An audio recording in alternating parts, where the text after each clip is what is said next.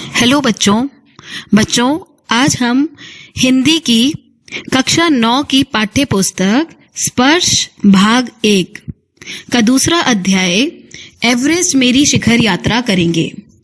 इस अध्याय में बचेंद्री पाल जी, जो इस अध्याय की लेखिका हैं, उन्होंने अपनी एवरेस्ट की शिखर यात्रा का वर्णन किया है और इस शिखर यात्रा के दौरान उन्हें बहुत सी समस्याओं व कठिनाइयों का सामना करना पड़ा। इस अध्याय को पढ़ करके आज हम जानेंगे कि बचेंद्री पाल जी को एवरेस्ट की चढ़ाई के समय किन किन समस्याओं का सामना करना पड़ा और कैसे उन्होंने उन समस्याओं का समाधान निकाला। इस पाठ के द्वारा आज हम पता करेंगे।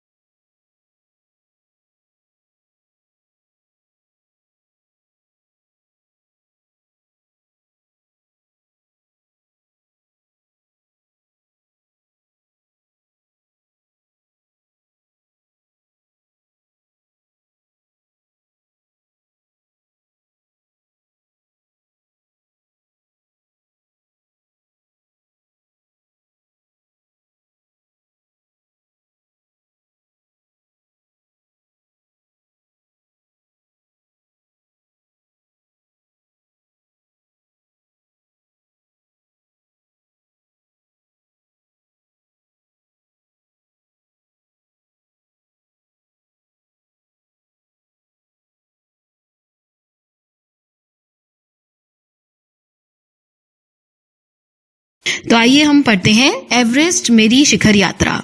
इसकी लेखिका बचेंद्री पाल जी हैं। एवरेस्ट अभियान दल 7 मार्च को दिल्ली से काठमांडू के लिए हवाई जहाज से चल दिया। बच्चों, यहाँ लेखिका कह रही हैं कि एवरेस्ट के लिए अभियान का मतलब है चढ़ाई करना।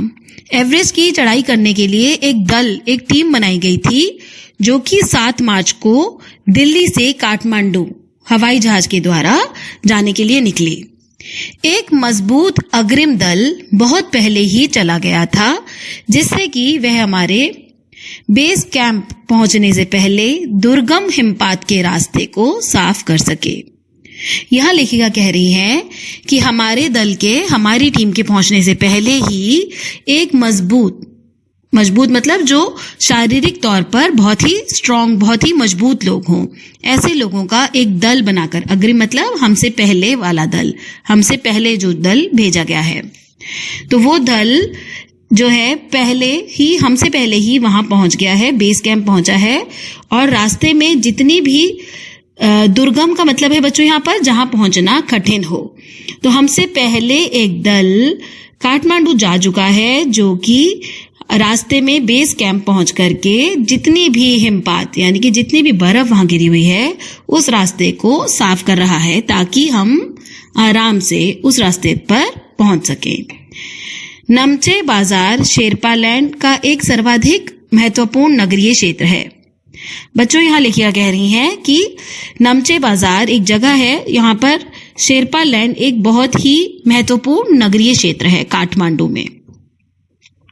अधिकांश शेरपा इसी स्थान तथा यहीं के आसपास के गांवों के होते हैं। शेरपा बच्चों कुली को बोलते हैं और यहाँ पर जितने भी शेरपा हैं वो कह रहे हैं वो यहाँ के नेमचे बाजार के, शेरपा लैंड के या आसपास के गांवों के ही होते हैं। यह नमचे बाजार ही था जहां से मैंने सर्वप्रथम एवरेस्ट को निहारना मतलब देखना। लेखिका कह रही हैं सबसे पहली बार मैंने नमचे बाजार से ही एवरेस्ट पर्वत को, एवरेस्ट की शिखर को निहारा था, देखा था, जो नेपालियों में सागर माथा के नाम से प्रसिद्ध है। मुझे यह नाम अच्छा लगा। नेपालियों में एवरेस्ट जो है वो सागर माथा के नाम से जाना जाता है। लेखिका कह रही है मुझे भी यह नाम बहुत ही अच्छा लगा। एवरेस्ट की तरफ गौर से देखते हुए मैंने एक भारी बर्फ का बड़ा फूल प्लूम देखा।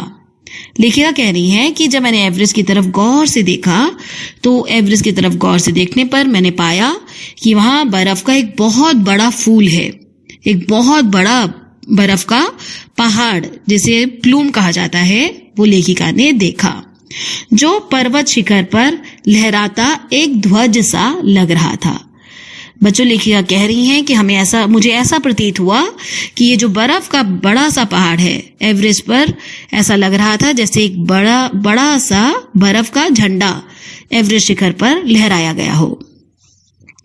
मुझे बताया गया कि यह दृश्य शिखर की ऊपरी सतह के आसपास 150 किलोमीटर अथवा इससे भी अधिक की गति से हवा चलने के कारण बनता था। लेखिका को यह बताया गया कि यह जो दृश्य इन्हें दिख रहा है, यह शिखर पर 150 किलोमीटर या इससे भी अधिक गति से जब हवा चलती है तब यह दृश्य वहां पर बन जाता है, क्योंकि तेज हवा से सूखा बर्फ पर्वत पर उड़ता रहता था।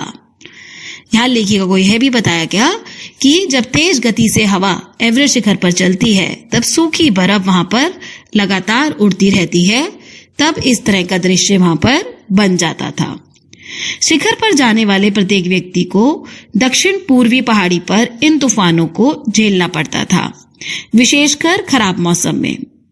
लेखिका कह रही हैं कि जो भी व्यक्ति शिखर पर चढ़ते थे उन्हें दक्षिण पूर्वी पहाड़ी पर हमेशा बहुत तूफानों को झेलना पड़ता था, खास करके जब मौसम बहुत ज्यादा खराब होता था। यह मुझे डराने के लिए काफी था। अब मुझे, क्योंकि मैं एक अपने अभियान दल के साथ चढ़ाई करने के लिए जा रही थी एवरेस्ट पर, तो मुझे ये सुनकर के बहुत डर भी लग रहा था। तो मुझे यह डराने के लिए काफी था कि मुझे रास्ते में बहुत से तूफानों का सामना करना पड़ सकता है। फिर भी मैं एवरेस्ट के प्रति विचित्र रूप से आकर्षित थी और इसकी कठिनतम चुनौतियों का सामना करना चाहती थी। लेखिका यहाँ कह रही हैं कि ये जानते हुए कि एवरेस्ट पर चढ़ना बहुत ही कठिन है और बहुत सी मुश्किलों का सामना बहुत से तूफानों का सामना मुझे करना पड़ेगा, फिर भी मैं एवरेस्ट के प्रति विचित्र अर्थात विशेष रूप से आकर्षित थी, बहुत ही ज्यादा मुग्ध थी, बहुत ज्यादा एवरेस्ट के प्रति जो था मेरा प्यार था, जो मुझे खींच रहा था कि मैं एवरेस्ट की यात्रा पर जाऊं, एवरेस्ट की चढ़ाई को करूं, भले ही मुझे कितनी ही कठिनाइयों का सामना ही क्यों ना करना पड़े। जब हम 26 मार्च को पेरिस पहुंचे, हमें हिमस्खलन के कारण हुई एक शेरपा कुली की मृत्यु का दुखद समाचार मिला। लेखिका कह रही है कि 26 मार्च को जब वो पेरिस पहुंचे, पेरिस बच्चों एक जगह का नाम है जो कि रास्ते में उनको मिली, पेरिस नाम की जगह पर जब लेखिका पहुंची तो वहां पर हिमस्खलन का अर्थ है बर्फ का खिसकना। हिमस्खलन के कारण एक शेरपा कुली की मृत्यु, शेरपा कुली जो था उसकी मृत्यु हो गई थी, उसका एक समाचार उन्हें मिला, लेखिका को और उनके दल को, कि चढ़ाई के समय जब उन्होंने चढ़ाई शुरू करी और वो पेरिस पहुंची तब उन्हें समाचार मिला कि चढ़ाई के दौरान एक कुली की मृत्यु हो गई है। खम्बू हिमपात पर जाने वाले अभियान दल के रास्ते के बाईं तरफ सीधी पहाड़ी के धसकने से लहोत्से की ओर से एक बहुत बड़ी बर्फ की चट्टान नीचे खिसक आई थी। लेखिका बता रही हैं कि लेखिका को ये बात असल में कुलियों के द्वारा ही पता चली कि खम्बू हिमपात पर जो अभियान दल जा रहा था, वहां उनके रास्ते में बाईं तरफ की सीधी पहाड़ी जो थी वो धसक गई थी, मतलब अपनी जगह से हिल गई थी, जिसके कारण लहोत्से की ओर से एक बहुत बड़ी बर्फ की चट्टान नीचे खिसक आई। बच्चों, जहां पर बहुत ज्यादा बर्फ होती है तो बर्फ जो है वो लगातार पिघलती भी रहती है, जिससे बर्फ की चट्टानें अपनी जगह से हिल जाती हैं। तो जब बर्फ की चट्टानें हिलती हैं तो एक जगह से दूसरी जगह पे वो खिसक जाती हैं। 16 शेरपा कुलियों के दल में से एक की मृत्यु हो गई और 4 घायल हो गए। 16 शेरपा कुली जो थे वो चढ़ाई कर रहे थे, जिनमें से एक की मृत्यु हो गई थी और 4 घायल हो गए। इस समाचार के कारण अभियान दल के सदस्यों के चेहरों पर छाए अवसाद को देखकर हमारे नेता कर्नल खुल्लर ने स्पष्ट किया कि एवरेस्ट जैसे महान अभियान में खतरों को और कभी कभी तो मृत्यु भी आदमी को सहज भाव से स्वीकार करनी चाहिए। बच्चों, यहाँ लेखिका कह रही हैं कि जब हमें यह समाचार मिला कि एक शेरपा कुली की मृत्यु हो गई है और 4 कुली घायल हो गए हैं, क्योंकि लेखिका अपने अभियान दल के साथ, अपने चढ़ाई करने वाले दल के साथ, सदस्यों के साथ एवरेस्ट के शिखर की चढ़ाई के लिए निकली हुई थी। और जैसे ही उनके दल को ये पता चला कि एक शेरपा कुली की मृत्यु हो गई है, ये सुन करके सभी के चेहरों पर अवसाद अर्थात उदासी छा गई। तभी जो इनके कर्नल थे, इनके दल के जो कर्नल थे, कर्नल खुल्लर, उन्होंने ये स्पष्ट किया, ये बात बताई सबको, सारे सदस्यों को, कि एवरेस्ट की चढ़ाई पर, एक ये महान चढ़ाई है, इस चढ़ाई को करने के समय आपको बहुत से खतरों का सामना करना पड़ सकता है और कभी कभी तो ये खतरे इतने ज्यादा बढ़ जा सकते हैं कि आपकी मृत्यु तक हो सकती है। कर्नल खुल्लर ने ये बात खुल करके अपने अभियान दल के सभी सदस्यों को बताई। उपनेता प्रेमचंद जो अग्रिम दल का नेतृत्व कर रहे थे, लेखिका ने जैसे पहले ही बताया है कि उनसे पहले एक दल वहां आगे जा चुका था जो रास्ते की सफाई कर रहा था। ठीक है, तो उस दल के नेता जो थे वो थे, उपनेता थे प्रेमचंद। 26 मार्च को पेरिच लौट आए। ये जो पहले अग्रिम दल पहुंचा था, इसके जो उपनेता थे और उसके दल के जितने भी सदस्य थे, वो रास्ता साफ करके 26 मार्च को पेरिच वापस लौट आए। उन्होंने हमारी पहली बड़ी बाधा खुम्बू हिमपात की स्थिति से हमें अवगत कराया।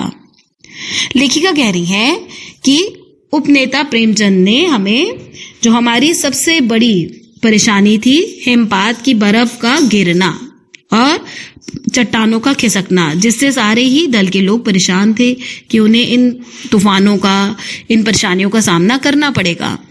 तो उस वक्त लेखिका कह रही हैं कि हमें इस पूरी स्थिति से अवगत कराया गया, हमें बताया गया कि आगे का रास्ता कैसा है और हमें क्या मुश्किलें झेलनी पड़ सकती हैं।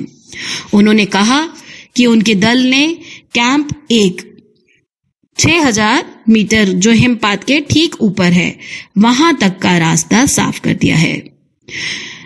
तो अग्रिम दल के जो लोग वापस आए थे पेरिच, उन्होंने लेखिका और उनके दल के लोगों को बताया कि कैंप 1 जो कि 6000 मीटर तक का है, वहां हिमपात के जो कि ठीक ऊपर है, वहां का सारा रास्ता हमने साफ कर दिया है।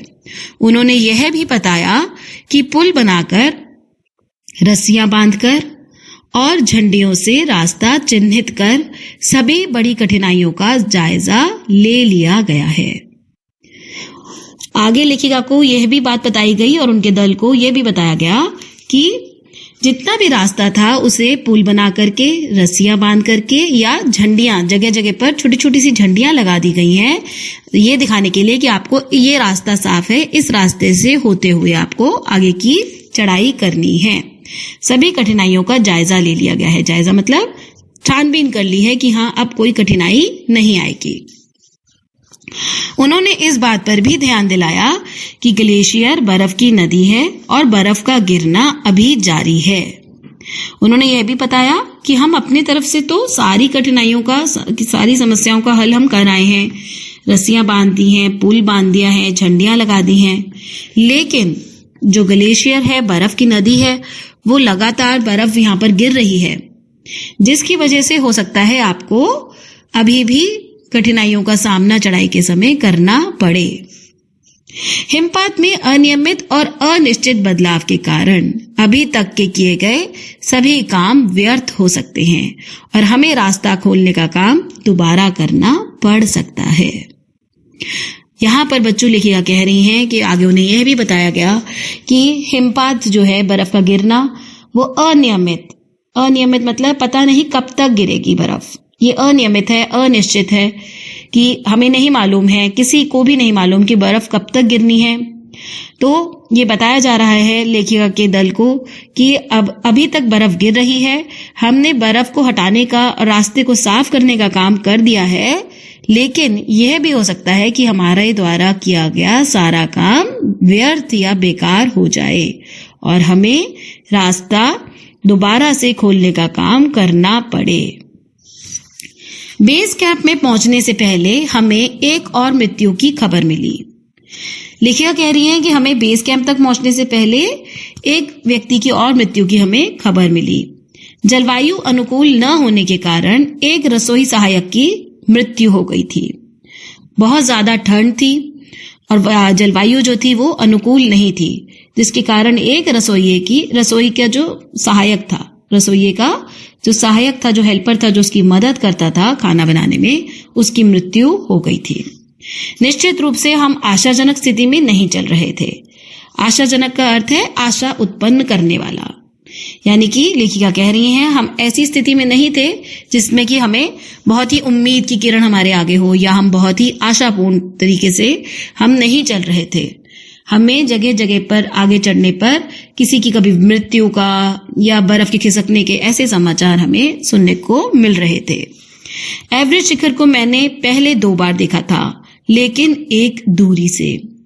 बेस कैंप पहुंचने पर दूसरे दिन मैंने एवरेस्ट पर्वत तथा इसकी अन्य श्रेणियों को देखा। लेखिका कह रही हैं अभी तक तो मैंने एवरेस्ट को बहुत दूर से ही देखा था, एवरेस्ट के शिखर को, लेकिन बेस कैंप पहुंच करके मैंने एवरेस्ट पर्वत को और उसकी जो श्रेणियां थी, जितनी चोटियां थी, उन्हें मैंने थोड़ा नजदीक से देखा। मैं भौचक्की होकर खड़ी रह गई। भौचक्की का मतलब है हैरान। लेखिका कह रही हैं मैं हैरान हो गई और एवरेस्ट, लोहोत्से और नुत्से की ऊंचाइयों से घिरी बर्फीली टेढ़ी मेढ़ी नदी को निहारती रही। लेखिका कह रही हैं कि बर्फीली जो टेढ़ी मेढ़ी नदियां वहां से निकल रही थी, उन्हें मैं देर तक निहारती रही। हिमपात अपने आप में एक तरह से बर्फ के खंडों का अव्यवस्थित ढंग से गिरना ही था। हिमपात क्या था? हिमपात कह रही है लेखिका कि एक तरह से बर्फ के जो टुकड़े थे, अव्यवस्थित ढंग से बर्फ के जब टुकड़े गिर रहे हैं तो वो उनकी कोई व्यवस्था नहीं की गई है कि वो इतने ही सेंटीमीटर के गिरेंगे, कोई बड़ा टुकड़ा है, कोई छोटा टुकड़ा है। इस तरीके से अव्यवस्थित ढंग से बर्फ का जो गिरना था वो हो रहा था। हमें बताया गया कि ग्लेशियर के बहने से अक्सर बर्फ में हलचल हो जाती थी, जिससे बड़ी बड़ी बर्फ की चट्टानें तत्काल गिर जाया करती थीं और अन्य कारणों से भी अचानक प्रायः खतरनाक स्थिति धारण कर लेती थी। लेखिका कह रही हैं कि ग्लेशियर के बहने से, जब भी ग्लेशियर बर्फ की नदियां बह रही हैं, बर्फ में हलचल होती रहती है और उस हलचल के कारण बड़ी बड़ी जो बर्फ की चट्टानें हैं, तत्काल मतलब अचानक से वो गिर जाया करती थी और अन्य कारणों से भी अचानक से कोई भी खतरनाक स्थिति यहाँ पर पैदा हो जाती थी या धारण हो जाती थी।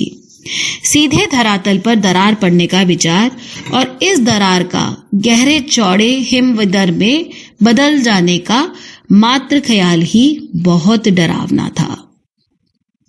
लेखिका कह रही हैं कि धरातल पर धरातल मतलब जमीन पर, अब बर्फ से ढकी हुई पूरी जमीन है।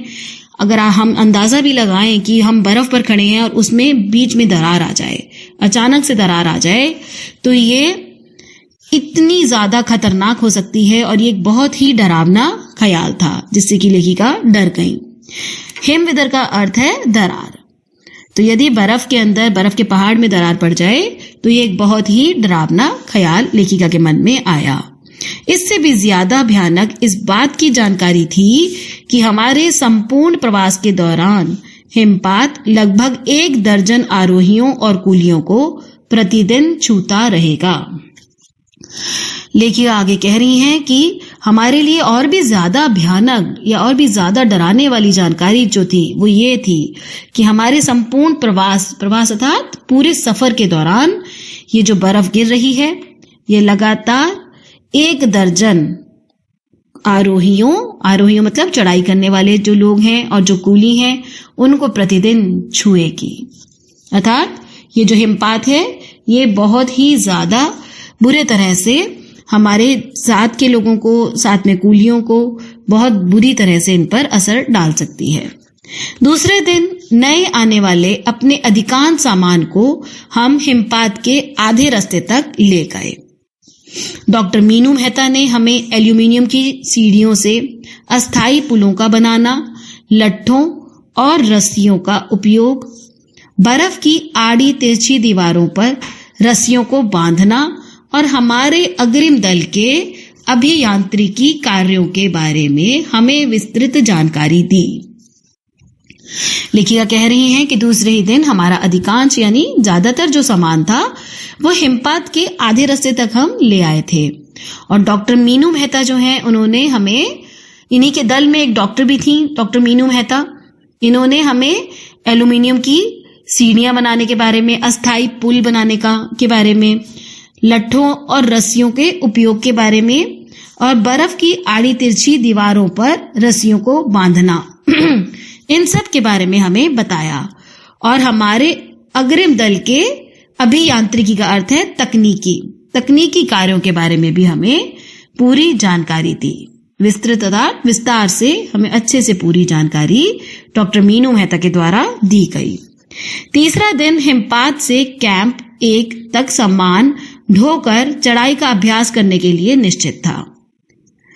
अब तीसरा दिन जो था वो हिमपात से कैंप तक सामान लेके जाने के लिए तय किया गया था कि तीसरे दिन हिमपात से कैंप 1 तक सामान जो है चढ़ाई लेकर के जाया जाएगा। रीता गोम्बू तथा मैं साथ साथ चढ़ रहे थे। लेखिका के साथ रीता गोम्बू नाम की उनकी एक दोस्त भी थी। हमारे पास एक वॉकी टॉकी था। बच्चों, वॉकी टॉकी होता है जिसे हम हाथ में लेकर के दूर से किसी से बात कर रहे हैं तो उससे संपर्क कर सकें, जिससे हम अपने हर कदम की जानकारी बेस कैंप पर दे रहे थे। लेखिका और उनके जो दल के लोग थे वो अपने आगे बढ़ने की जानकारी बेस कैंप तक वॉकी टॉकी के द्वारा दे रहे थे। कर्नल खुल्लर उस समय खुश हुए जब हमने उन्हें अपने पहुंचने की सूचना दी, क्योंकि कैंप 1 पर पहुंचने वाली केवल हम 2 ही महिलाएं थीं। लेखिका कह रही हैं कि कर्नल खुल्लर जो उनके दल के कर्नल थे, हेड थे, वो बहुत खुश हुए जब उनको हमने ये बताया कि हम कैंप 1 तक पहुंच गए हैं। और कर्नल खुल्लर इसलिए भी खुश हुए क्योंकि कैंप 1 तक पहुंचने वाली अभी तक हम 2 महिलाएं थीं जो सबसे पहले पहुंची थी। अंगदोर्जी, लोबसांग और गगन बिस्सा अंततः साउथ कोल पहुंच गए और 29 अप्रैल को 7,900 मीटर पर उन्होंने कैंप 4 लगाया। यह संतोषजनक प्रगति थी। अब लेखिका कह रही हैं कि अंगदोर्जी, लोबसांग और गगन बिस्सा साउथ कोल तक पहुंच चुके थे।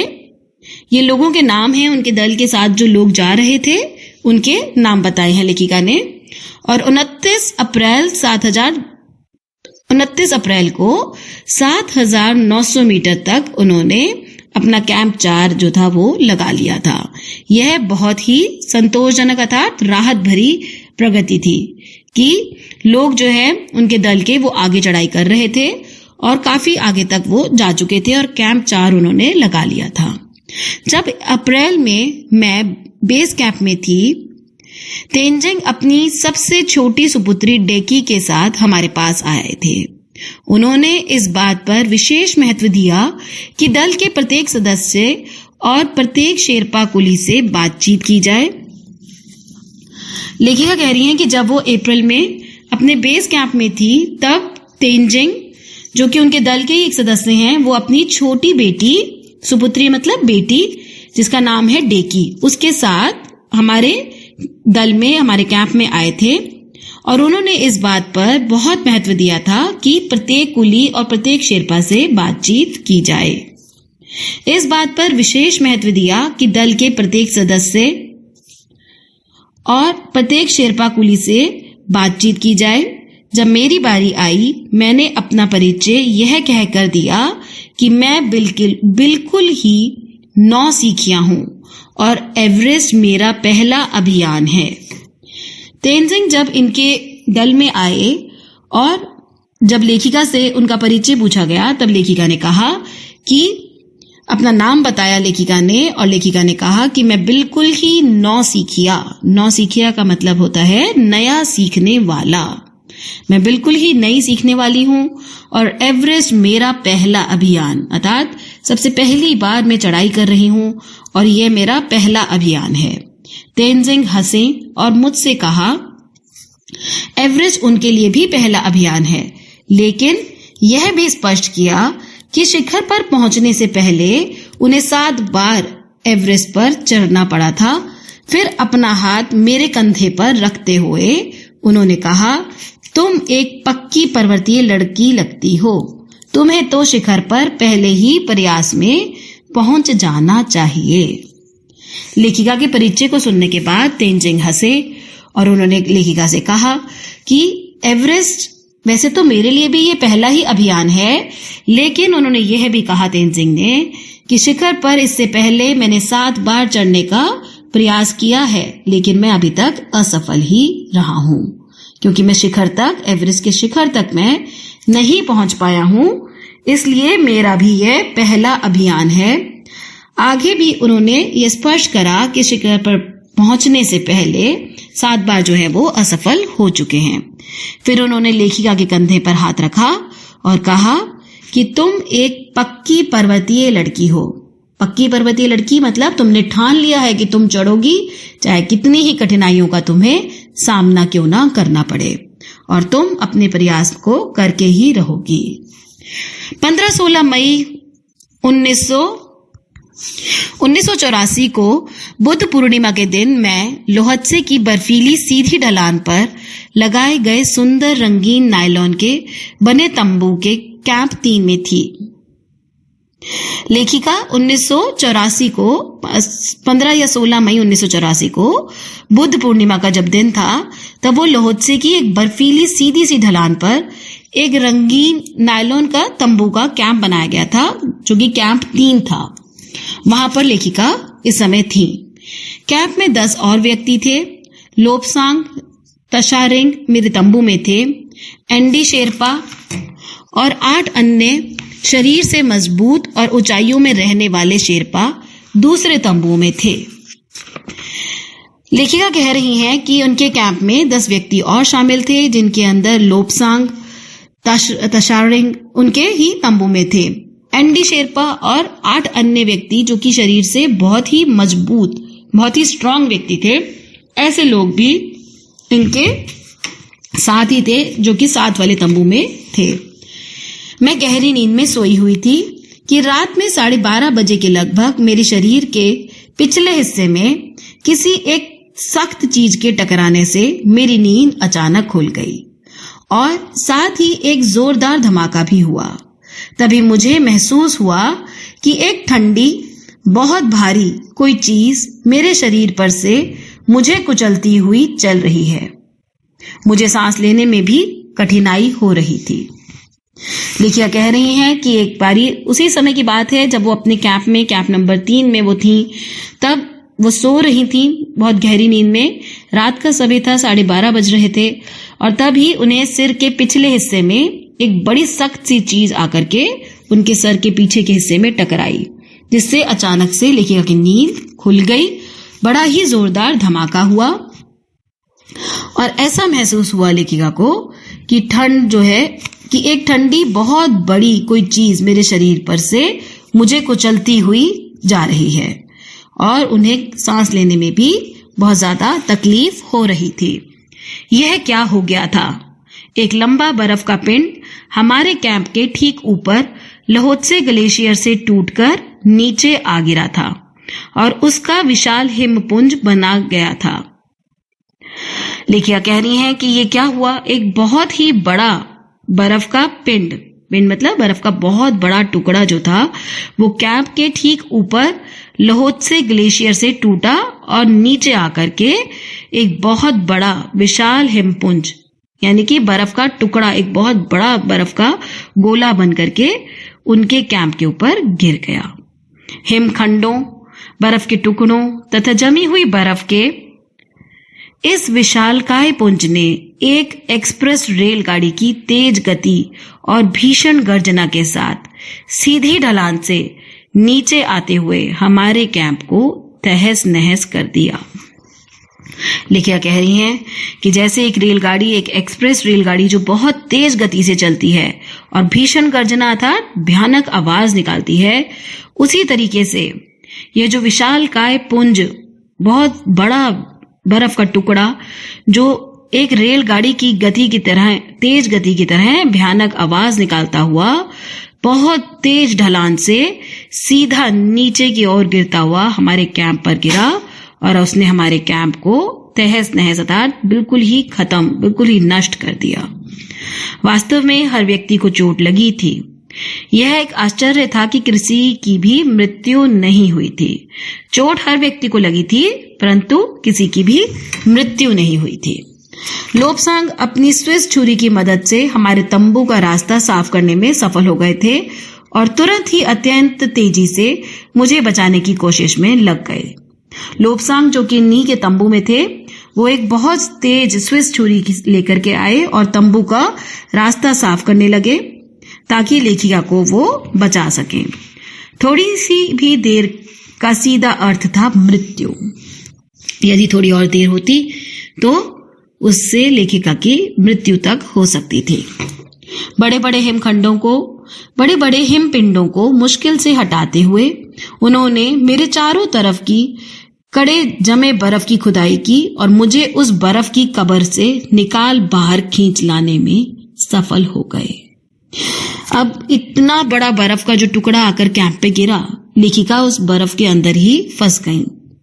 पर लेखिका को उनका जो एक दोस्त था लोब्सांग, उन्होंने छुरी की सहायता से सारी बर्फ को चारों तरफ से तोड़ा और लेखिका को उस बर्फ की जो कब्र थी, अर्थात जो पूरी बर्फ का इतना बड़ा पहाड़ सा था, उसके अंदर से खींचकर बाहर निकालने में वो सफल हो गए।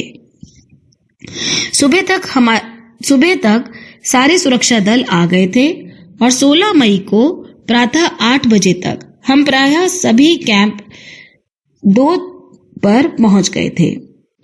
लेखिका कह रही हैं कि सारे सुरक्षा दल जो थे, सुरक्षा दल मतलब जो इन दल के लोगों के लिए जो आगे चढ़ाई कर रहे हैं एवरेस्ट पर, इनके लिए सुरक्षा दल बनाए जाते हैं, ये भी वहां पर आ गए और 16 मई को सुबह 8 बजे तक ही सारे के सारे कैंप 2 पर पहुंच गए थे। जिस शेरपा की टांग की हड्डी टूट गई थी, उसे एक खुद के बनाए स्ट्रेचर पर लिटाकर नीचे लाए।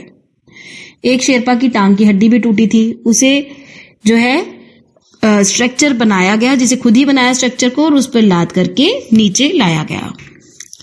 हमारे नेता कर्नल खुल्लर के शब्दों में यह इतनी ऊंचाई पर सुरक्षा कार्य का एक जबरदस्त साहसिक कार्य था। जो इनके नेता थे, लेखिका के दल के नेता कर्नल खुल्लर ने कहा कि इतनी ऊंचाई पर से सुरक्षा का कार्य जो किया गया, ये वाकई में एक बहुत ही साहसिक अर्थात हिम्मत का काम है कि इतनी ऊंचाई से भी सभी लोगों को मदद दी गई और सभी लोगों को जो सुरक्षा दे करके नीचे आराम से लाया गया। सभी 9 पुरुष सदस्यों को चोटों और अथवा टूटी हड्डियों आदि के कारण बेस कैंप में भेजना पड़ा। तभी कर्नल खुल्लर मेरी तरफ मुड़कर कहने लगे, क्या तुम भयभीत थी? जी हाँ। क्या तुम वापस जाना चाहोगी? नहीं, मैंने बिना किसी हिचकिचाहट के उत्तर दिया। लेखिका से यहाँ पर उनके जो कर्नल हैं, उन्होंने पूछा कि क्या तुम डर गई थी जब तुम्हारे साथ ऐसा हादसा हुआ? तब लेखिका ने कहा, हाँ, मैं सच में डर गई थी। तब उनसे फिर से पूछा गया, क्या तुम वापस जाना चाहोगी, क्योंकि अभी अभी तुम इतनी बड़ी तूफान को झेल करके आई हो? तो लेखिका ने कहा, बिना किसी हिचकिचाहट के, बिना किसी संकोच के, लेखिका ने कहा कि नहीं, मैं वापस नहीं जाना चाहूंगी। जैसे ही मैं साउथ कोल कैंप पहुंची, मैंने अगले दिन की अपनी महत्वपूर्ण चढ़ाई की तैयारी शुरू कर दी। मैंने खाना, कुकिंग, गैस तथा कुछ ऑक्सीजन सिलेंडर इकट्ठे किए। जब दोपहर 1:30 बजे बिस्सा आया, उसने मुझे चाय के लिए पानी गर्म करते देखा। लेखिका कह रही हैं कि जब मैं साउथ कोल के कैंप में पहुंची तो अगले ही दिन, कैंप में पहुंचने के बिल्कुल अगले ही दिन, मैंने अपनी चढ़ाई जो थी, जो महत्वपूर्ण चढ़ाई यानी कि एवरेस्ट पर चढ़ने की जो उनकी चढ़ाई थी, वो मैंने अगले ही दिन शुरू कर दी। और उस चढ़ाई पे जाने के लिए उन्हें जो रास्ते के लिए खाना, कुकिंग गैस, ऑक्सीजन के सिलेंडर चाहिए थे, वो सब उन्होंने इकट्ठे किए। और दोपहर 1:30 बजे बिस्सा, उनका एक फ्रेंड है जो कि उनसे मिलने आया, उनका एक दोस्त जो मिलने आया लेखिका से, उसने मुझे चाय के लिए पानी गर्म करते हुए देखा कि जय और मीनू अभी बहुत पीछे थे। मैं चिंतित थी क्योंकि मुझे अगले दिन उनके साथ ही चढ़ाई करनी थी। लेखिका के जो 3 दोस्त हैं, की, जय और मीनू, ये लेखिका के दोस्त हैं जो कि उनके साथ ही दल में चढ़ाई कर रहे थे। तो ये अभी बहुत ही पीछे रह गए थे। लेखिका आगे कैंप में पहुंच गई थी, कोल कैंप में लेखिका पहुंच चुकी थी। लेकिन ये तीनों नहीं पहुंचे थे। लेखिका को चिंता है कि अभी तक उनके जो दोस्त हैं वो नहीं पहुंचे हैं और उन्हीं के साथ ही उनको आगे की चढ़ाई करनी थी। वे धीरे धीरे आ रहे थे क्योंकि वे भारी बोझ लेकर और बिना ऑक्सीजन के चल रहे थे। उनको आने में वक्त इसलिए लग रहा था क्योंकि वो बहुत सारा सामान लेकर के आ रहे थे और बिना ऑक्सीजन के वो चढ़ाई कर रहे थे। दोपहर बाद मैंने अपने दल के दूसरे सदस्यों की मदद करने और अपने एक थर्मस को जूस से और दूसरे को गर्म चाय से भरने के लिए नीचे जाने का निश्चय किया। लेखिका ने अपने दल के दूसरे सदस्यों की मदद करने के लिए और थर्मस में कुछ जूस और चाय लेने के लिए कैंप से नीचे जाने का निश्चय किया। मैंने बर्फीली हवा में ही तंबू से बाहर कदम रखा। जैसे ही मैं कैंप क्षेत्र से बाहर आ रही थी, मेरी मुलाकात मीनू से हुई। अब लेखिका के जो तीनों दल के लोग हैं जो ऊपर चढ़ाई कर रहे थे, वो नीचे जब लेखिका उतर रही थी तब वहां लेखिका को उनकी जो दोस्त थी मीनू वो मिली। की और जय अभी कुछ पीछे थे। मुझे जय जेनेवा स्पर की चोटी के ठीक नीचे मिला। उसने कृतज्ञता पूर्वक चाय वगैरह पी, लेकिन मुझे और आगे जाने से रोकने की कोशिश की। मगर मुझे की से भी मिलना था। थोड़ा सा और आगे नीचे उतरने पर मैंने की को देखा। वह मुझे देखकर हक्का बक्का रह गया। लेखिका कह रही हैं कि जब वो अपने कैंप में थी तब वो कुछ सामान लेने के लिए कैंप से बाहर आई, और जबकि बाहर बहुत ठंड थी और उनके कुछ दल के लोग जो कि पीछे रह गए थे, तब उनमें से उनकी मुलाकात पहले मीनू से हुई। थोड़ा और आगे जाने पर उनकी मुलाकात जय से हुई और उसके बाद जय को थोड़ी चाय वगैरह पिला देने के बाद जब वो आगे गई तब उनका दल का अगला सदस्य की भी उनसे मिला और की उनको देख करके हक्का बक्का यानी कि हैरान रह गया। हैरान इसलिए रह गया क्योंकि लेखिका इतनी तकलीफों को सहती हुई फिर से ऊपर से नीचे आई थी अपने दल के लोगों को देखने के लिए और कुछ जरूरी सामान लेने के लिए। तुमने इतनी बड़ी जोखिम क्यों ली बचेंद्री? अब उनके जो दल का व्यक्ति है कि वो उनसे पूछ रहा है कि तुमने इतना बड़ा खतरा क्यों उठाया? ऊपर से दोबारा से तुम नीचे आए। मैंने उसे दृढ़ता पूर्वक कहा, मैं भी औरों की तरह एक पर्वतारोही हूं, इसीलिए इस दल में आई हूं। लेखिका ने कहा कि मैं भी एक पर्वतारोही पर्वत पर चढ़ाई करने वाली हूं, इसीलिए तो मैं इस दल में आई हूं। शारीरिक रूप से मैं ठीक हूं, इसलिए मुझे अपने दल के सदस्यों की मदद क्यों नहीं करनी चाहिए? मैं शारीरिक तौर पर बिल्कुल ठीक हूं, बिल्कुल तंदुरुस्त हूं मैं। यदि मेरे दल के लोग पीछे रह गए हैं तो मुझे अपने दल के सदस्यों की मदद करनी ही चाहिए। की हंसा और उसने पेय पदार्थ से प्यास बुझाई, लेकिन उसने मुझे अपना किट ले जाने नहीं दिया। अब जो लेखिका का दल का सदस्य था कि वो हंसा लेखिका की बात सुनकर और उसने लेकिन पेय पदार्थ जो लेखिका के पास थे वो पी लिए, पर उसने अपना किट लेखिका को ले जाने नहीं दिया। थोड़ी देर बाद साउथ कॉल कैंप से लहाटू और बिस्सा हमें मिलने नीचे उतर आए और हम सब साउथ कोल पर जैसे ही सुरक्षा और आराम की जगह उपलब्ध थी उस पर लौट आए। साउथ कोल पृथ्वी पर बहुत अधिक कठोर जगह के नाम से प्रसिद्ध है।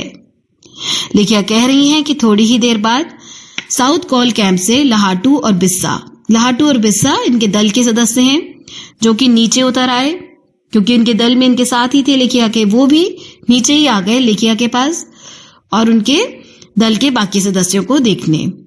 और हम सब साउथ कोल पर जैसे ही सुरक्षा और आराम की जगह उपलब्ध थी, साउथ कोल पर भी सुरक्षा की कुछ जगह उपलब्ध थी, वहां पर ये सारे लोग चले गए। साउथ कोल को लेखिका कहती हैं कि पृथ्वी पर सबसे अधिक कठोर जगह के नाम से जाना जाता है। अगले दिन मैं सुबह 4 बजे उठ गई, बर्फ पिघलाया, चाय बनाई, कुछ बिस्कुट और आधी चॉकलेट का हल्का नाश्ता करने के बाद मैं लगभग 5:30 बजे अपने तंबू से निकल पड़ी। लेखिका कह रही हैं कि मैं अगले ही दिन 4 बजे उठी, कुछ चाय हल्का सा नाश्ता लेकर के 5:30 बजे मैं अपने तंबू से बाहर निकल गई। अंगदोर्जी बाहर खड़ा था और कोई भी आसपास नहीं था। उनके दल का एक सदस्य अंगदोर्जी वहां था और बाकी कोई भी वहां पर नहीं खड़ा था। अंगदोर्जी बिना ऑक्सीजन के ही चढ़ाई करने वाला था, लेकिन इसके कारण उसके पैर ठंडे पड़ जाते थे। इसलिए वह ऊंचाई पर लंबे समय तक खुले में और रात्रि में शिखर कैंप पर नहीं जाना चाहता था। अंगदोर्जी जो था उसके पास ऑक्सीजन नहीं थी, ऑक्सीजन को लिए बगैर ही वो चढ़ाई कर रहा था, ऑक्सीजन का सिलेंडर नहीं था उसके पास, जिस वजह से ठंड ज्यादा होने के कारण उसके पैर भी बहुत ठंडे हो जाते थे और ऊंचाई पर बहुत ज्यादा देर तक यदि वो खुले में रहता था तो रात में भी शिखर कैंप पर वो जाना नहीं चाहता था। इसलिए उसे या तो उसी दिन चोटी पर चढ़कर साउथ कोल पर वापस आ जाना था या अपने प्रयास को छोड़ देना था। अब लेखिका बता रही हैं कि अंगदोर्जी जो था उसके पास ऑक्सीजन का सिलेंडर ना होने के कारण बहुत ज्यादा उसे ठंड भी लग रही थी, वो शिखर पर नहीं जाना चाह रहा था, तो इसलिए या तो उसे दिन के समय में ही चढ़ जाना चाहिए था चोटी पर या उसे अपनी इस कोशिश को, शिखर पर चढ़ाई को यहीं पर ही छोड़ देना था। वह तुरंत ही चढ़ाई शुरू करना चाहता था और उसने मुझसे पूछा क्या मैं उसके साथ जाना चाहूंगी। तभी अंगदोर्जी ने लेखिका से पूछा कि क्या वो लेखिका के साथ आगे बढ़ सकता है। एक ही दिन में साउथ कोल से चोटी तक जाना और वापस आना बहुत कठिन और श्रम साध्य होगा। लेखिका कह रही हैं कि एक ही दिन में साउथ कोल से चोटी तक जाना, एवरेस्ट की चोटी तक पहुंच जाना और फिर उसी ही दिन वापस भी आ जाना, यह बहुत ही मुश्किल और श्रम साध्य मतलब बहुत ही बड़ा मेहनत का काम होगा।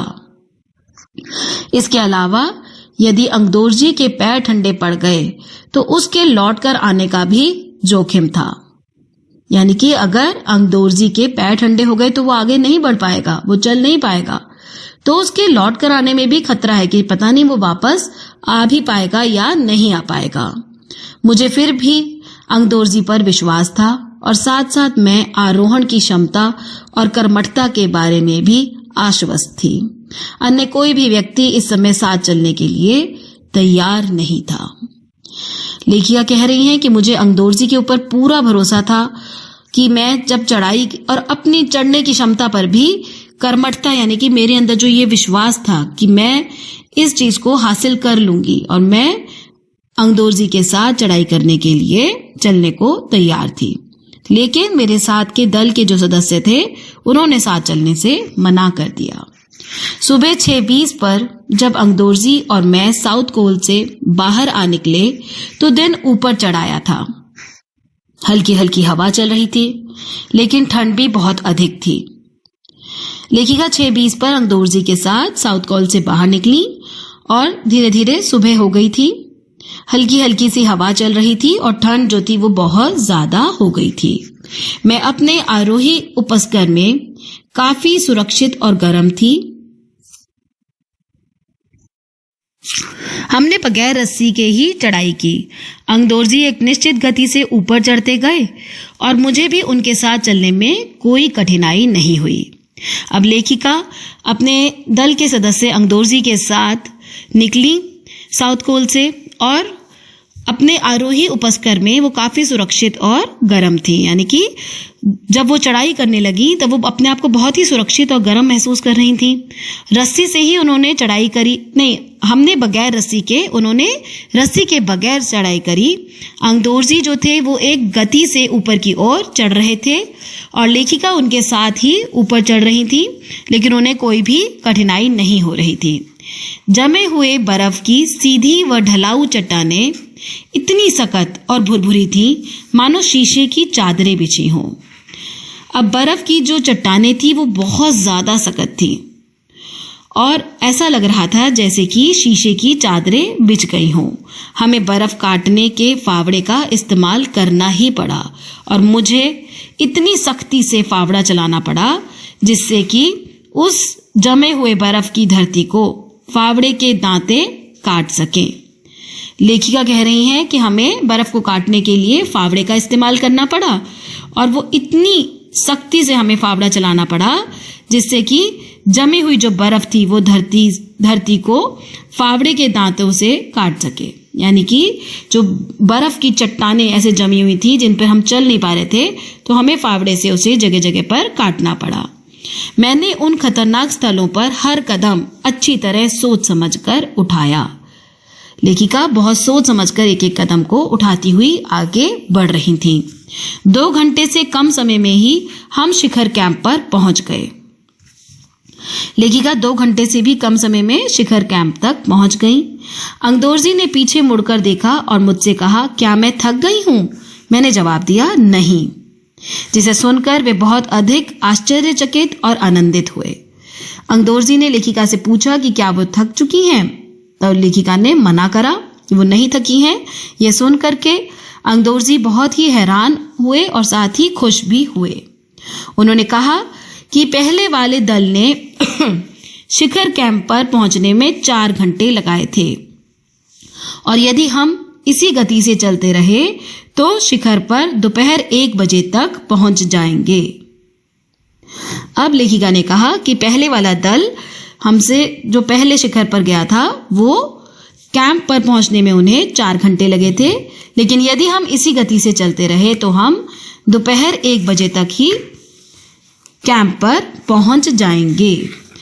लहाटू हमारे पीछे पीछे आ रहा था और जब हम दक्षिणी शिखर के नीचे आराम कर रहे थे वह हमारे पास पहुंच गया। इनके दल का एक अन्य सदस्य लहाटू इनके पीछे पीछे ही आ रहा था। लेखिका और अंगदोर्जी के पीछे ही आ रहा था। जब लेखिका दक्षिणी शिखर तक पहुंची और वहां आराम कर रही थी तब लहाटू इनके पास ही पहुंच गया। थोड़ी थोड़ी चाय पीने के बाद हमने फिर चढ़ाई शुरू की। लहाटू एक नायलॉन की रस्सी लाया था। थोड़ी सी चाय पीने के बाद लेखिका और उनके दल के सदस्य फिर से आगे चले। लहाटू उनके लिए एक नायलॉन की रस्सी जो थी वो अपने साथ लाया था, इसलिए अंगदोर्जी और मैं रस्सी के सहारे चढ़े, जबकि लहाटू एक हाथ से रस्सी पकड़े हुए बीच में चला। अब ये तीनों ही रस्सी के सहारे ही आगे बढ़े। उसने रस्सी अपनी सुरक्षा की बजाय हमारे संतुलन के लिए पकड़ी हुई थी। लहाटू ने रस्सी को बीच में से पकड़ा और आगे और पीछे लेखिका और उनके दोस्त जो थे वो चल रहे थे, और लहाटू ने जो रस्सी को पकड़ा था वो उसने लेखिका के और उनके दोस्त के संतुलन के लिए ही पकड़ा हुआ था ताकि वो सीधे सीधे चढ़ सके। उसने रस्सी अपनी सुरक्षा की बजाय हमारे संतुलन के लिए ही पकड़ी थी। लहाटू ने ध्यान दिया कि मैं इन ऊंचाइयों के लिए सामान्यतः आवश्यक 4 लीटर ऑक्सीजन की अपेक्षा लगभग 2.5 लीटर ऑक्सीजन प्रति मिनट की दर से लेकर चढ़ी थी। अब लहाटू ने इस बात की ओर ध्यान दिलवाया कि इन ऊंचाइयों पे सामान्यतः आवश्यक इतनी ऊंचाई पर जब हम जाते हैं तो हमें बहुत ज़्यादा ऑक्सीजन की ज़रूरत होती है, तो हम ऑक्सीजन के सिलेंडर अपने साथ लेकर जाते हैं। तो 4 लीटर ऑक्सीजन की अपेक्षा 2.5 लीटर ऑक्सीजन जो थी प्रति मिनट के हिसाब से लेखिका अपने साथ लेकर के गई थी। अर्थात लेखिका बहुत कम ऑक्सीजन जो थी वो अपने साथ लेकर गई थी। उन्हें इससे ज़्यादा ऑक्सीजन की ज़रूरत वहाँ पर पड़ सकती थी। मेरे रेगुलेटर पर जैसे ही उसने ऑक्सीजन की आपूर्ति बढ़ाई, मुझे महसूस हुआ कि सपाट और कठिन चढ़ाई भी अब आसान लग रही थी। अब लेखिका के पास जो रेगुलेटर था उसके ऊपर ऑक्सीजन की आपूर्ति को, ऑक्सीजन जो था वो कम थी तो उसको बढ़ा दिया गया। लहाटू ने जैसे ही उसे बढ़ाया तो लेखिका को ऐसा लगा कि जो चढ़ाई है वो बहुत ही सपाट, मतलब बहुत ही सीधी हो गई है, सरल हो गई है और आसान हो गई है। दक्षिणी शिखर के ऊपर हवा की गति बढ़ गई थी। उस ऊंचाई पर तेज हवा के झोंके भुरभुरे बर्फ के कणों को चारों तरफ उड़ा रहे थे, जिससे दृश्यता 0 तक आ गई थी। लेखिका कह रही हैं दक्षिणी शिखर पर हवा बहुत तेज चल रही थी और तेज हवा के कारण बर्फ के जो कण थे चारों तरफ उड़ रहे थे, जिससे चारों तरफ का जो दृश्यता थी, अर्थात जो देखना था, वो बिल्कुल ही 0 हो गया था। आगे का रास्ता हमें दिख नहीं रहा था। अनेक बार देखा कि केवल थोड़ी दूर के बाद कोई ऊंची चढ़ाई नहीं है। हमें बार बार ऐसा लगता था कि आगे कोई भी अब ऊंचाई है ही नहीं। ढलान एकदम सीधा नीचे चला गया है और बिल्कुल ढलान पर हम हैं जो कि नीचे तक जा रहा है। मेरी सांस मानो रुक गई थी।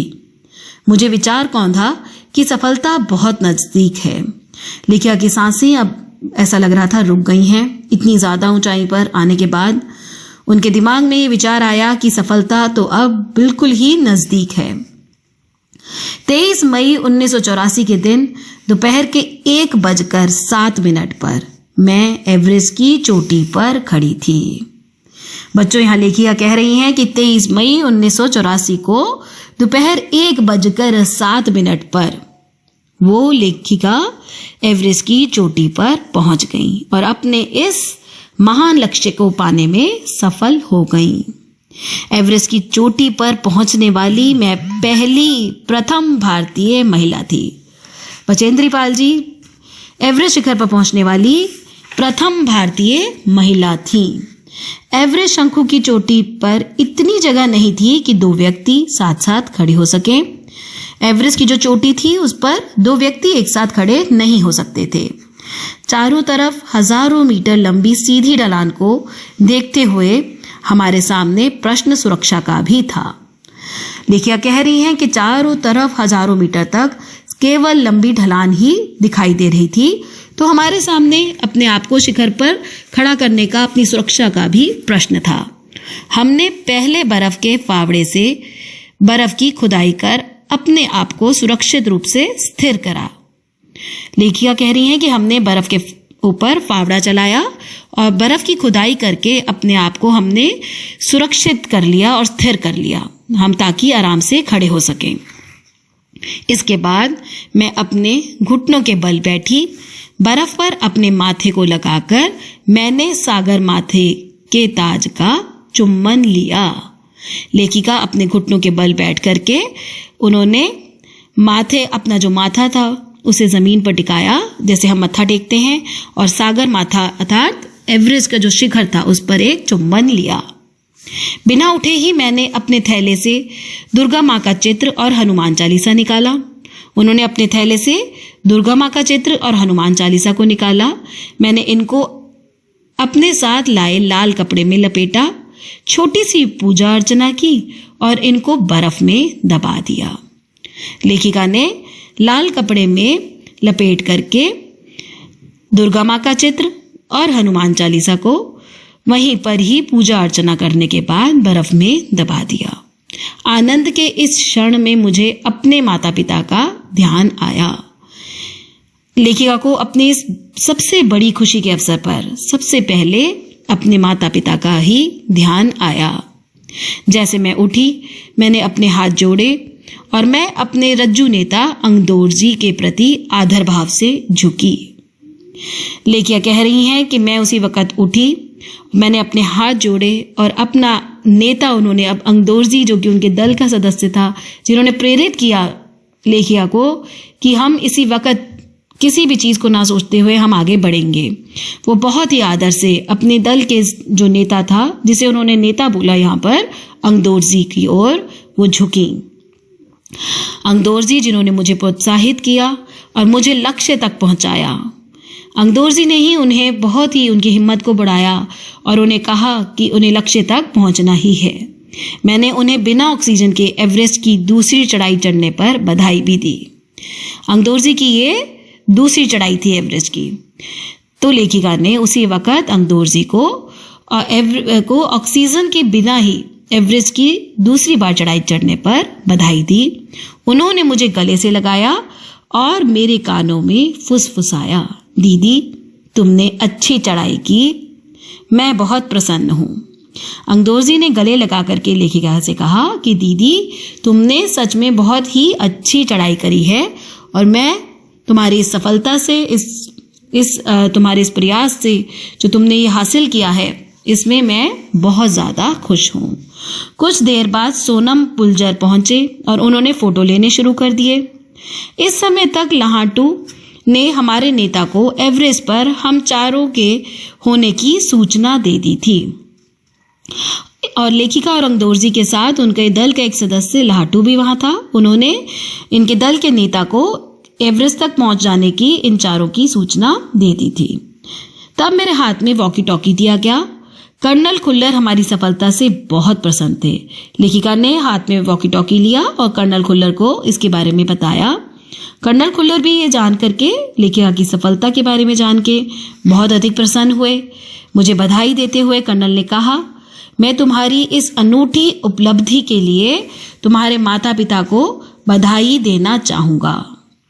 कर्नल खुल्लर ने कहा कि तुमने ये जो उपलब्धि ली है, तुम जो एवरेस्ट पर पहुंचने वाली पहली भारतीय महिला हो, इस उपलब्धि के लिए मैं तुम्हारे माता पिता को भी बधाई देता हूं। वे बोले कि देश को तुम पर गर्व है और अब तुम ऐसे संसार में वापस जाओगी जो तुम्हारे अपने पीछे छोड़े हुए संसार से एकदम भिन्न होगा। कर्नल खुल्लर ने लेखिका से कहा कि मुझे तुम पर तो गर्व है ही, और अब जब तुम एवरेस्ट से वापस आओगी तो तुम एक ऐसे संसार, एक ऐसी दुनिया में वापस जाओगी जो कि तुम्हारे अपने पीछे छोड़े हुए संसार से एकदम अलग होगा। यानी कि जब तुम वापस आकर के अपने लोगों से, सब दुनिया के लोगों से, भारतवर्ष के लोगों से मिलोगे, तो तब ये संसार तुम्हारे लिए, तुम्हारे पिछले संसार से इसलिए अलग होगा क्योंकि तुमने बहुत बड़ा गौरव हासिल किया है, बहुत बड़ी सफलता हासिल करी है। एवरेस्ट शिखर पर पहली भारतीय महिला होने का गौरव तुम्हें प्रदान हुआ है। ये सम्मान जो है, ये तुमने बहुत हिम्मत के साथ इस सम्मान को तुमने पाया है। ये अध्याय यहीं पर ही समाप्त होता है। हेलो बच्चों, आज हम कक्षा 9वीं के लिए हिंदी की पाठ्य पुस्तक स्पर्श भाग 1 का दूसरा अध्याय मेरी शिखर यात्रा, एवरेस्ट मेरी शिखर यात्रा के प्रश्न अभ्यास करेंगे। बच्चों, इसके जो प्रश्न अभ्यास हैं उसके अंदर सबसे पहले मौखिक प्रश्न है। मौखिक प्रश्न के अंदर जो पहला प्रश्न आपको पूछा गया है, आपको पूछा जा रहा है, निम्नलिखित प्रश्नों के उत्तर 1 या 2 पंक्तियों में दीजिए। पहला प्रश्न है, अग्रिम दल का नेतृत्व कौन कर रहा था? तो इसका उत्तर इस प्रकार होगा, अग्रिम दल का नेतृत्व प्रेमचंद कर रहे थे। दूसरा प्रश्न है, लेखिका को सागरमाथा अच्छा क्यों लगा, या सागरमाथा नाम अच्छा क्यों लगा? इसका उत्तर है, लेखिका को सागरमाथा नाम इसलिए अच्छा लगा क्योंकि सागरमाथा का अर्थ है सागर का माथा और एवरेस्ट संसार की सबसे ऊंची चोटी है। बच्चों, तीसरा प्रश्न है, लेखिका को ध्वज जैसा क्या लगा? इसका उत्तर होगा, लेखिका को तेज हवाओं के कारण उठी हुई चक्करदार बर्फीली आकृति ध्वज जैसी प्रतीत हुई। यानी कि जब तेज हवाएं चल रही थी एवरेस्ट पर, तो वहां चारों तरफ जो बर्फ उड़ रही थी वो वहां पर एक ध्वज का सा माहौल बना रही थी। वो दूर से देखने में लेखिका को ध्वज लग रहा था। चौथा प्रश्न है, हिमस्खलन से कितने लोगों की मृत्यु हुई और कितने घायल हुए? इसका उत्तर लिखेंगे, हिमस्खलन से 2 व्यक्तियों की मृत्यु हुई और 9 लोग घायल हुए। बच्चों, 5वां प्रश्न होगा, मृत्यु के अवसाद को देखकर कर्नल खुल्लर ने क्या कहा? इसका उत्तर लिखेंगे, मृत्यु के अवसाद को देखकर कर्नल खुल्लर ने कहा कि ऐसे साहसिक अभियान में होने वाली मृत्यु को सहज भाव से स्वीकार करना चाहिए। छठा प्रश्न है, रसोई सहायक की मृत्यु कैसे हुई? इसका उत्तर है, रसोई सहायक की मृत्यु स्वास्थ्य के प्रतिकूल जलवायु में काम करने के कारण हुई। छठा प्रश्न है बच्चों, कैंप 4 कहां और कब लगाया गया? तो इसका उत्तर लिखेंगे, कैंप 4 7900 मीटर ऊंची साउथ कोल नामक जगह पर 29 अप्रैल को लगाया गया था। 8वां प्रश्न है, लेखिका ने शेरपा कुली को अपना परिचय किस प्रकार दिया या किस तरह दिया? तो इसका उत्तर लिखेंगे, बच्चों, इसका उत्तर होगा, लेखिका ने शेरपा कुली को अपना परिचय देते हुए कहा कि वह नौसिखिया हैं और एवरेस्ट उनका पहला अभियान है। इस मौखिक श्रेणी में 9वां और आखिरी प्रश्न इस प्रकार है, लेखिका की सफलता पर कर्नल कुल्लर ने उसे किन शब्दों में बधाई दी? तो इसका उत्तर होगा, लेखिका की सफलता पर कर्नल कुल्लर ने कहा, मैं तुम्हारी इस अनूठी उपलब्धि के लिए तुम्हारे माता पिता को बधाई देना चाहूंगा। देश को तुम पर गर्व है और अब तुम ऐसे संसार में वापस जाओगी जो तुम्हारे अपने पीछे छोड़े हुए संसार से एकदम भिन्न होगा। ओके बच्चों, अब जो लिखित प्रश्न की श्रेणी आ रही है, इसके अंदर आपसे पूछा जा रहा है, निम्नलिखित प्रश्नों के उत्तर 25 से 30 शब्दों में लिखिए। तो पहला प्रश्न है, नजदीक से एवरेस्ट को देखकर लेखिका को कैसा लगा? इसका उत्तर होगा, नजदीक से एवरेस्ट को देखने पर लेखिका भौचक्की रह गई। उसे टेढ़ी मेढ़ी चोटियां ऐसी लग रही थीं मानो कोई बर्फीली नदी बह रही हो। दूसरा प्रश्न है, डॉक्टर मीनू मेहता ने क्या जानकारियां दी? इसका उत्तर होगा, डॉक्टर मीनू मेहता ने लेखिका को एल्यूमिनियम की सीढ़ियों से अस्थायी पुलों का निर्माण करने, लट्ठों और रस्सियों का उपयोग करने, बर्फ की आड़ी तिरछी दीवारों पर रस्सियों को बांधने तथा अग्रिम दल के अभियांत्रिकी कार्यों की विस्तृत जानकारी दी। बच्चों, तीसरा प्रश्न है, तेनजिंग ने लेखिका की तारीफ में क्या कहा? तो इसका उत्तर लिखेंगे, तेनजिंग ने लेखिका की तारीफ में कहा, तुम पक्की पर्वतीय लड़की लगती हो, तुम्हें तो पहले ही प्रयास में शिखर पर पहुंच जाना चाहिए। अगला प्रश्न है, लेखिका को किनके साथ चढ़ाई करनी थी? इसका उत्तर है, लेखिका के अभियान दल में यूं तो लोब्सांग, तशारिंग, एनडी शेरपा आदि अनेक सदस्य थे, किंतु उन्हें जिन साथियों के संग यात्रा करनी थी वे थे की, जय और मीनू, यानी कि अपने इन 3 दोस्तों के साथ उनको चढ़ाई करनी थी।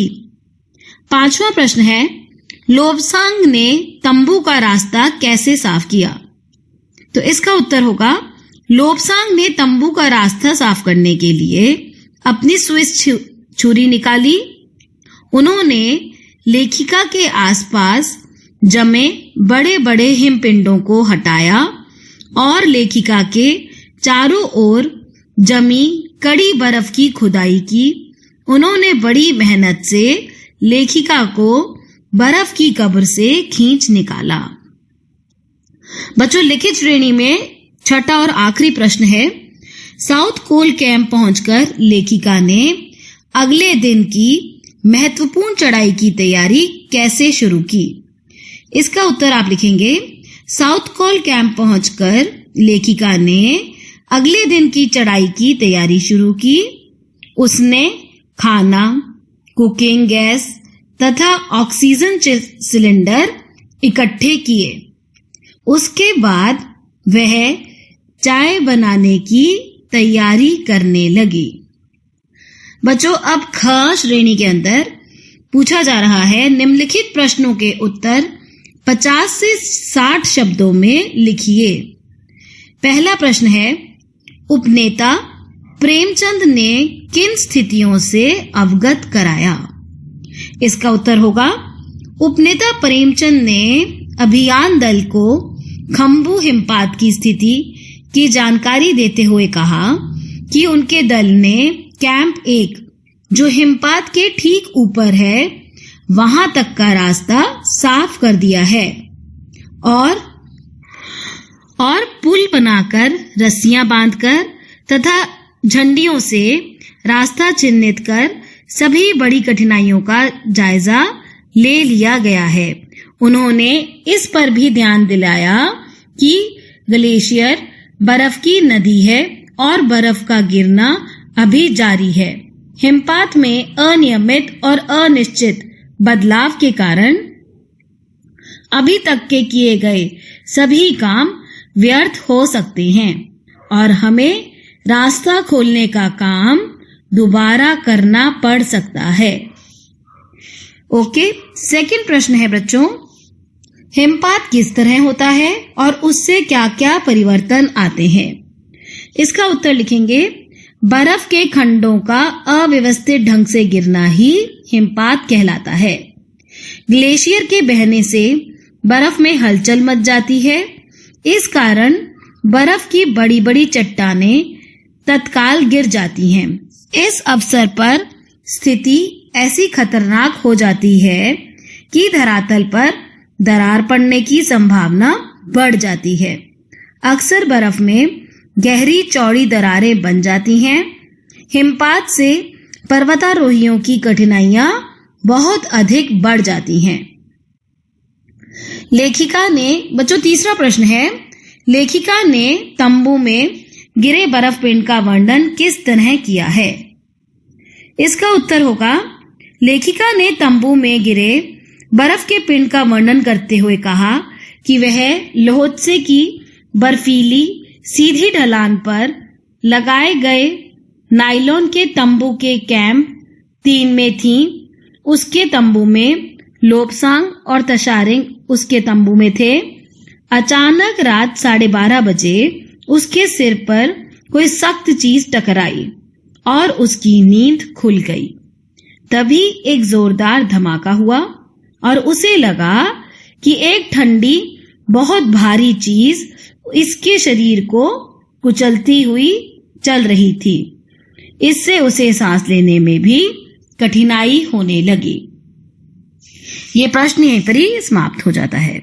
चौथा प्रश्न है बच्चों, लेखिका को देखकर कि हक्का बक्का क्यों रह गया? इसका उत्तर लिखेंगे, जब बचेंद्री पाल का पर्वतारोही साथ।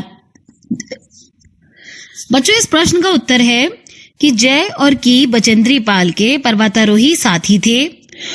उन्हें भी बचेंद्री पाल के साथ पर्वत शिखर पर जाना था। शिखर कैंप पर पहुंचने में उसे देर हो गई थी, यानी कि बचेंद्री पाल को देर हो रही थी। वो पहले ही थोड़ा ऊपर जो है चढ़ाई कर चुकी हुई थी और जो उनके 2 साथी थे ये थोड़ा सा उनसे पीछे रह गए थे। तो वह सामान ढोने के कारण दोनों पीछे रह गए थे। अतः बचेंद्री उनके लिए चाय, जूस आदि लेकर के उन्हें रास्ते में लेने के लिए थोड़ा नीचे उतर करके उन्हें लेने पहुंची। जय ने यह कल्पना नहीं की थी कि बचेंद्री उनकी चिंता करेंगी और उन्हें लेने के लिए आ जाएंगी। और थोड़ी ही देर के बाद जय से मिलने के बाद वो और नीचे उतरी और सीधा की के पास मिलने पहुंच गईं।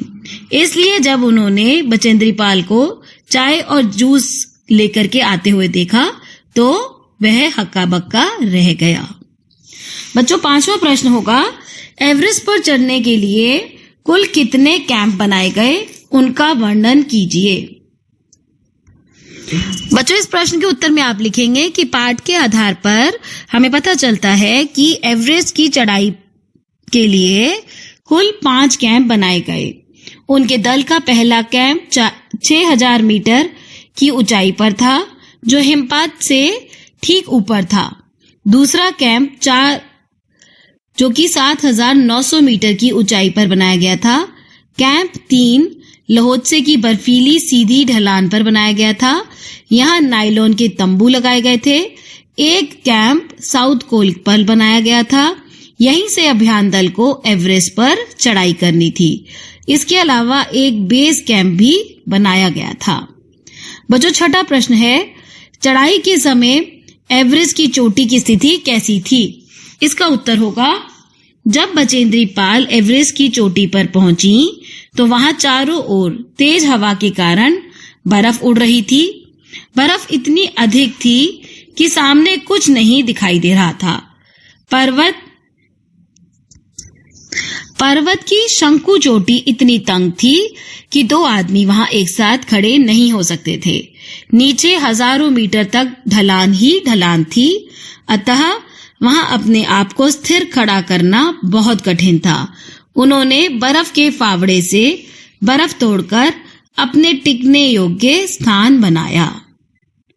7वां प्रश्न है, सम्मिलित अभियान में सहयोग एवं सहायता की भावना का परिचय बचेंद्री के किस कार्य से मिलता है?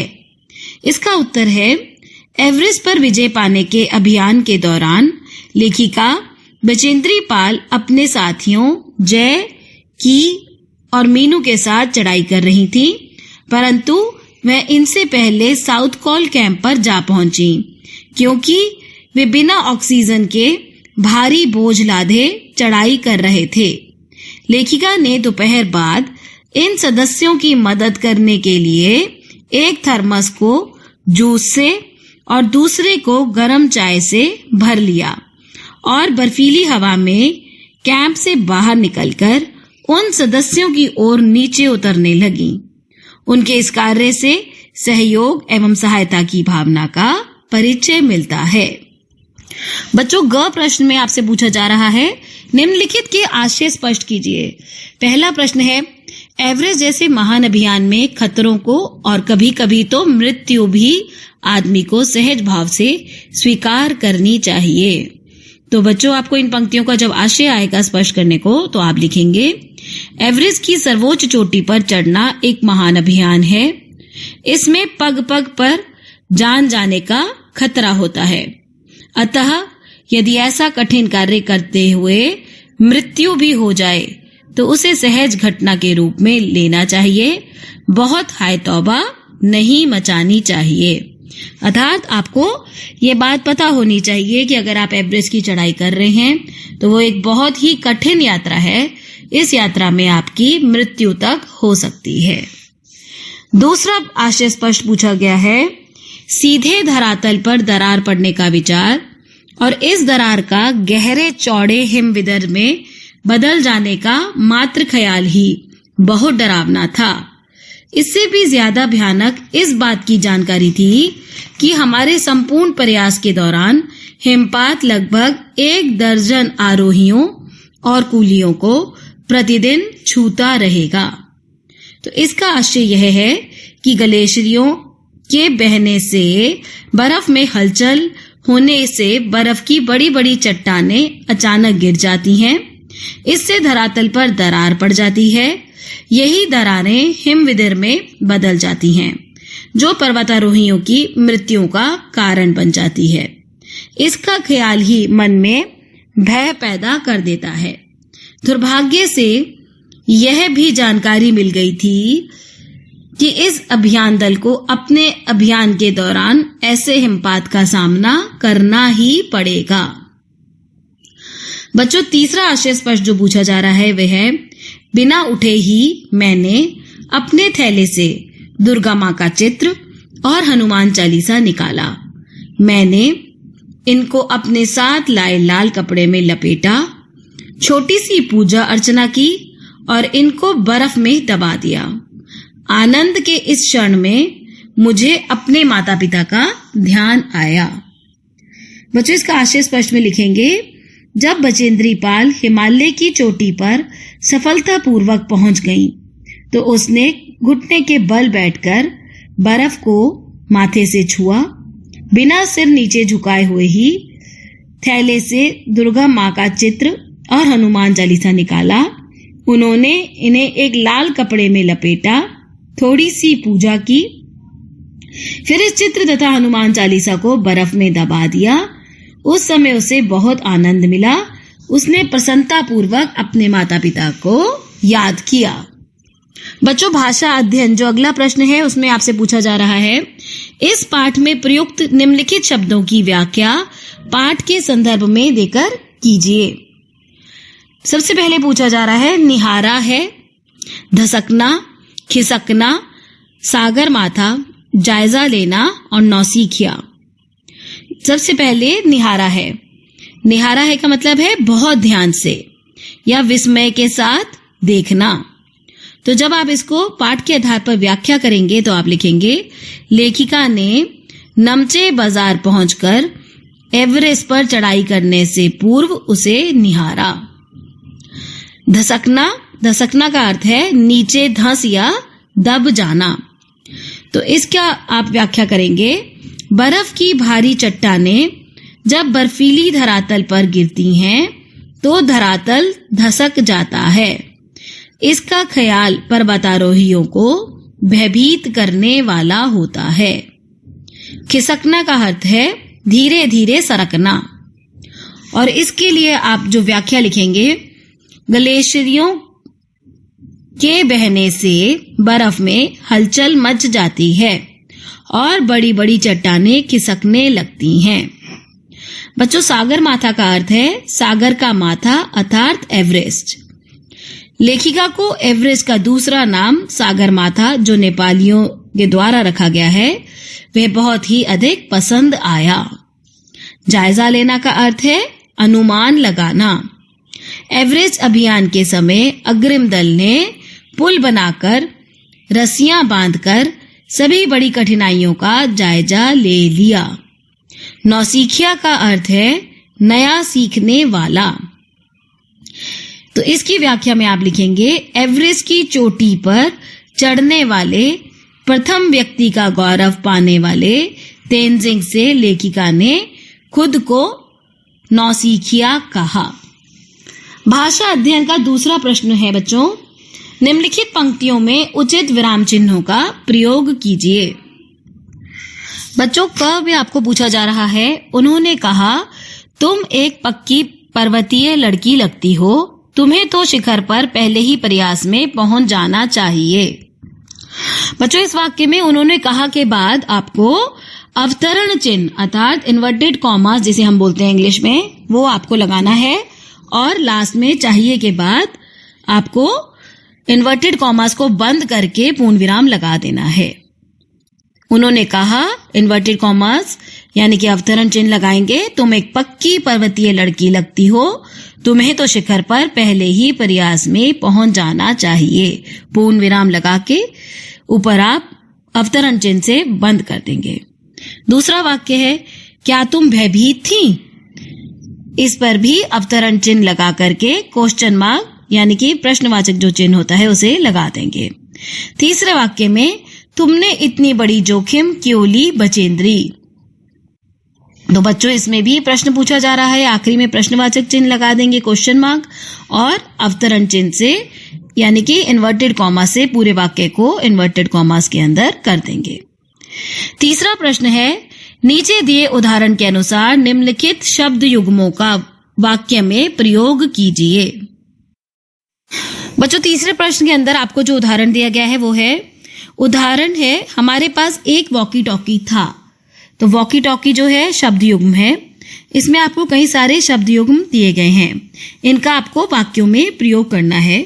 जैसे कि पहला है टेढ़ी मेढ़ी, इसका वाक्य प्रयोग होगा, एवरेस्ट की बर्फीली चोटियां बर्फ की टेढ़ी मेढ़ी नदी सी लग रही थीं। दूसरा है गहरे चौड़े, इसका वाक्य लिखेंगे, पहाड़ी रास्ते में पड़ने वाले गहरे चौड़े नाले देखकर मन भयभीत हो रहा था। तीसरा है आसपास, रेगिस्तान में आसपास कोई भी पेड़ दिखाई नहीं दे रहा था। चौथा है हक्का बक्का, हक्का बक्का का लिखेंगे, अचानक सेना द्वारा घेरे जाने से आतंकवादी हक्के बक्के रह गए। पांचवा है इधर उधर, जंगली रास्ते पर इधर उधर देखकर चलना चाहिए। और सबसे आखिरी है बच्चों लंबे चौड़े, चुनाव के समय नेतागण बड़े लंबे चौड़े वादे करके जनता को बहलाते हैं। बच्चों, भाषा अध्ययन का चौथा प्रश्न है, उदाहरण के अनुसार विलोम शब्द बनाइए। एक उदाहरण दिया गया है, अनुकूल प्रतिकूल। अब पहला है नियमित, उसका होगा विलोम अनियमित। विख्यात कुख्यात, आरोही अवरोही, निश्चित अनिश्चित, सुंदर असुंदर या खराब। ठीक है, ये होंगे इनके आंसर्स। अब पांचवा प्रश्न है, निम्नलिखित शब्दों में उपयुक्त उपसर्ग लगाइए। उपसर्ग वो होते हैं बच्चों जो शब्द आपको दिया गया है उसके आगे लग जाएंगे, जैसे कि पुत्र का होगा सुपुत्र। बच्चों, वास के आगे जब आप उपसर्ग लगाएंगे तो हो जाएगा आवास। व्यवस्थित के आगे जब आप लगाएंगे उपसर्ग तो हो जाएगा अव्यवस्थित। कूल का आगे उपसर्ग लगेगा तो हो जाएगा प्रतिकूल। गति के आगे उपसर्ग लग करके हो जाएगा दुर्गति। रोहण के आगे जब आप उपसर्ग लगाएंगे तो हो जाएगा अवरोहण। और रक्षित के आगे जब आप उपसर्ग लगाएंगे तो वो हो जाएगा सुरक्षित। अब छठा प्रश्न है बच्चों, निम्नलिखित क्रिया विशेषणों का उचित प्रयोग करते हुए रिक्त स्थानों की पूर्ति कीजिए। आपको कुछ क्रिया विशेषण दिए गए हैं जिन्हें आपको सेंटेंसेस में, वाक्यों में भरना है। तो पहला वाक्य है, मैं डैश यह कार्य कर लूंगा। इसके अंदर आप लिखेंगे मैं अगले दिन यह कार्य कर लूंगा। डैश गिरने के डैश ही वर्षा हो गई। इसमें लिखेंगे बादल गिरने के कुछ देर बाद ही वर्षा हो गई। तीसरा वाक्य है, डैश बहुत डैश इतनी तरक्की कर ली। तो इसका उत्तर लिखेंगे उसने बहुत कम समय में इतनी तरक्की कर ली। चौथा वाक्य है, नाडकसा को डैश गांव जाना था। तो आप लिखेंगे नागकेसा को सुबह तक गांव जाना था। बच्चों चौथा प्रश्न जो है योग्यता विस्तार। योग्यता विस्तार के अंदर सबसे पहला प्रश्न पूछा जा रहा है, इस पाठ में आए 10 अंग्रेजी शब्दों का चयन करके उनके अर्थ लिखिए। तो 10 अंग्रेजी शब्द आपको ढूंढने हैं और उनके अर्थ लिखने हैं। सबसे पहला है बेस कैंप। बेस कैंप का अर्थ है आधारभूत या मुख्य पड़ाव। दूसरा शब्द है ग्लेशियर। ग्लेशियर मतलब बर्फीली नदी। तीसरा शब्द है स्ट्रेचर। स्ट्रेचर का अर्थ है मरीजों को लाने या ले जाने वाला उपकरण। चौथा शब्द है साउथ। साउथ का अर्थ है दक्षिण। पांचवा शब्द है कुकिंग गैस। कुकिंग गैस का अर्थ है खाना पकाने वाली गैस। छठा शब्द है ऑक्सीजन। ऑक्सीजन का अर्थ है प्राणवायु या जीवनदायिनी गैस। कूली। कूली का अर्थ है बोझा उठाने वाले। आठवां शब्द है वॉकी टॉकी। वॉकी टॉकी है बात करने का उपकरण। और नौवां शब्द है सिलेंडर। सिलेंडर का अर्थ है बेलनाकार बर्तन। 10वां शब्द है बच्चों थर्मस, जिसमें ठंडा या गर्म रखने वाला बर्तन होता है।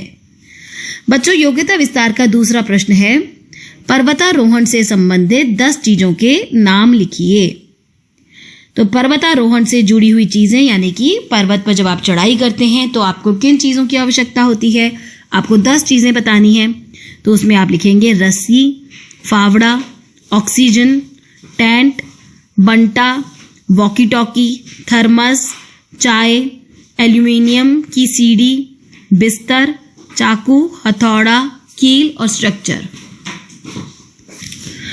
बच्चों योग्यता विस्तार का तीसरा प्रश्न है, तेनजिंग शेरपा की पहली चढ़ाई के बारे में जानकारी प्राप्त कीजिए। बच्चों तेनजिंग शेरपा जो थे ये उनकी बचेंद्री पाल के साथ उनकी पहली चढ़ाई नहीं थी। उन्होंने बचेंद्री को बताया कि शिखर पर पहुंचने से पहले उन्हें शिखर पर 7 बार जाना पड़ा था और फिर अपना हाथ उनके कंधे पर रखते हुए उन्होंने कहा था कि तो प्राप्त हुई। बच्चों योग्यता विस्तार के अंदर जो चौथा प्रश्न है, इस पर्वत का नाम एवरेस्ट क्यों पड़ा, जानकारी प्राप्त कीजिए। तो यह एक बहुत ही उत्तम प्रश्न है जानकारी प्राप्त करने के लिए।